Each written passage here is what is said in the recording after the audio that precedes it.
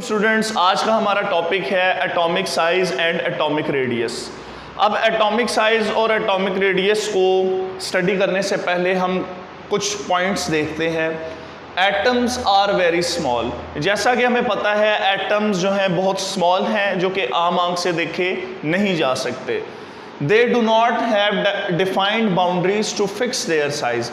अब देखिए, जब एटम इतना स्मॉल है कि आम आंख से देखा नहीं जा सकता, तो जाहिर सी बात है हम इसकी बाउंड्रीज को भी डिफाइन नहीं कर सकते और इसके साइज को भी डिफाइन नहीं कर सकते।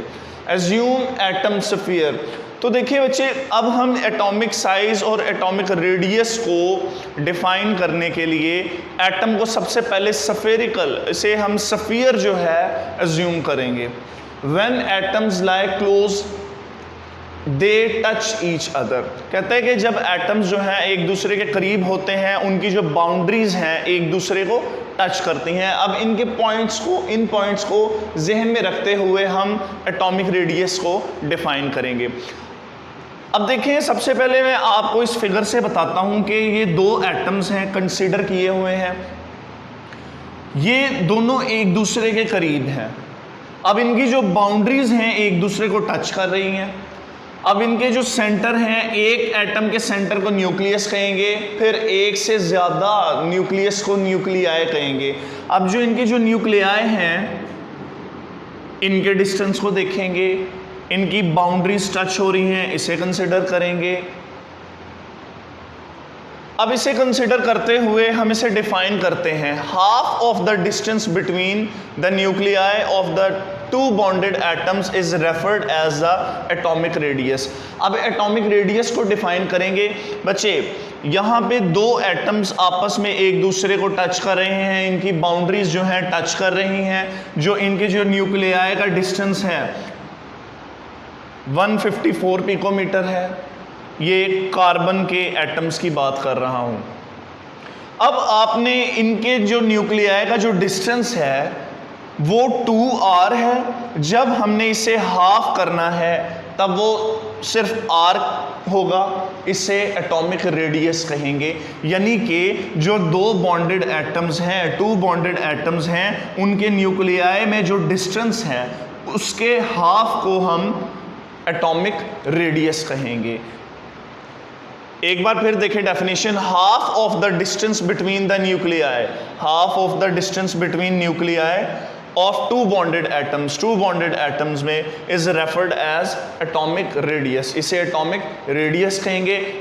फिर ये जो एग्जांपल है हमारे सामने, ये कार्बन की है। कार्बन के दो एटम्स एक दूसरे की बाउंड्रीज जो है इन्हें टच कर रहे हैं बाउंड्रीज से, तो इनके जो दरमियान का जो डिस्टेंस है, न्यूक्लियाई के दरमियान का जो डिस्टेंस है वो 154 पिकोमीटर है और वो 2r है। जब इस 2r को हाफ करेंगे हमारे पास r होगा। This is atomic radius and the atomic radius of carbon atom is 77 picometre. अब एटॉमिक रेडियस का जो यूनिट है पिकोमीटर है, एमसीक्यूज के लिए इंपॉर्टेंट है। अब हमने देखना है इनके ट्रेंड्स को, पीरियड्स में और ग्रुप्स में किस तरह इनके साइजेस में, किस तरह एटॉमिक रेडियस में, एटॉमिक साइज में वेरिएशंस आती हैं। अब बच्चे, सबसे पहले ट्रेंड्स इन पीरियड्स। जैसा कि हमें पता है पीरियोडिक टेबल में 7 पीरियड्स हैं जो कि लेफ्ट साइड से स्टार्ट होते हैं और राइट पे जाके एंड होते हैं। कहते हैं कि when we move from left to right in periods, यानी कि पीरियोडिक टेबल में जो पीरियड्स हैं उनमें जब लेफ्ट से राइट साइड पे मूव करेंगे तो atomic number increases regularly. For example, atomic number 1 2 3 4 5 6 7 8 9 10 so on, left से राइट साइड पे रेगुलरली एटॉमिक नंबर इंक्रीज होगा। जब एटॉमिक नंबर रेगुलरली इंक्रीज होगा तो किसी एटम के न्यूक्लियस में नंबर ऑफ प्रोटॉन्स इंक्रीज होंगे।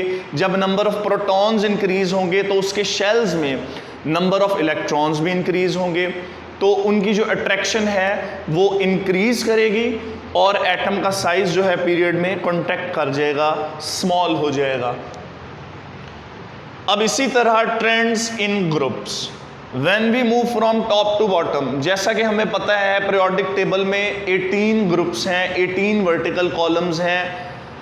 टॉप से बॉटम जब उनमें मूव करेंगे तो बच्चे पीरियड्स में शेल सेम रहेंगे, लेकिन एक ही शेल में इलेक्ट्रॉन्स ऐड होते जाएंगे और न्यूक्लियस में प्रोटॉन्स, जिसकी वजह से उनकी अट्रैक्शन बढ़ेगी और पीरियड्स में लेफ्ट से राइट साइड पे साइज जो है एटम का स्मॉल हो जाएगा। लेकिन ग्रुप्स में जब टॉप से बॉटम मूव करेंगे तो शेल्स ऐड होंगे एटम में, तो जिसकी वजह से वैलेंस शेल और न्यूक्लियस के दरमियान इलेक्ट्रॉन्स आते जाएंगे और उनका साइज इंक्रीज करता जाएगा।